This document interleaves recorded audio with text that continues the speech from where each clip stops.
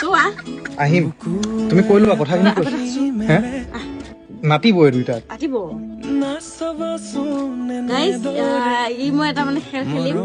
খেলটো আপোনালোকে দেখিবই face puzzle